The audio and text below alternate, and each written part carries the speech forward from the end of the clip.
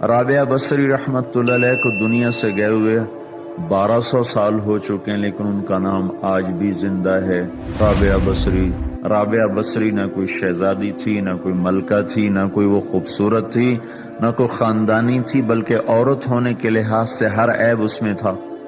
ان کی عادت یہ تھی، وہ روزانہ عشاء کی نماز کے بعد غسل کر کے کپڑے بدل کے اپنے خامن سے پوچھتی آپ کو میری ضرورت ہے؟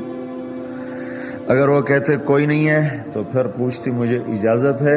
وہ کہتے اجازت ہے تو پھر مصلی پہ کھڑی ہو جاتی اور فجر کی نماز تک مصلی پر کھڑی رہتی تھی۔ ان کا خامن جلدی فوت ہو گیا، جوانی میں ہی بیوہ ہو گئی۔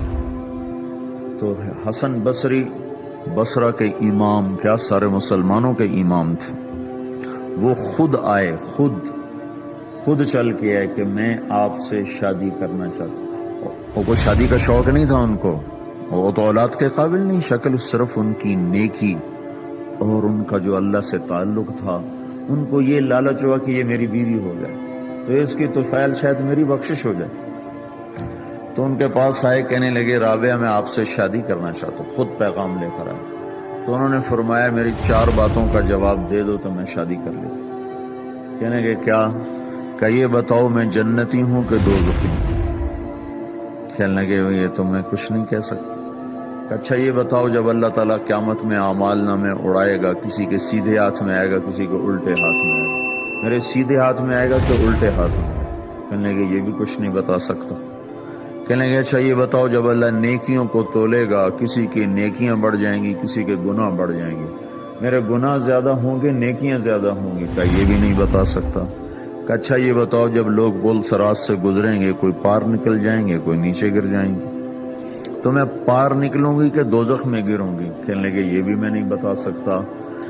تو پھر فرمایا اچھا جاؤ مجھے تیاری کرنے دو، مجھے ان 4 باتوں کی تیاری کرنی ہے، میرے پاس شادی کے لیے وقت کوئی نہیں ہے۔ جو اللہ سے دوستی لگا لیتے ہیں اللہ دنیا ان کے لیے مسخر کر دیتے، اللہ دنیا ان کے پاؤں میں ڈال دیتے۔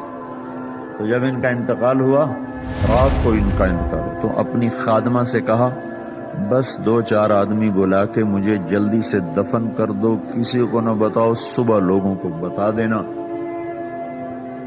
اور مجھے کفن دینا میری اس چادر میں جس میں میں تہجد پڑھا کرتی تھی۔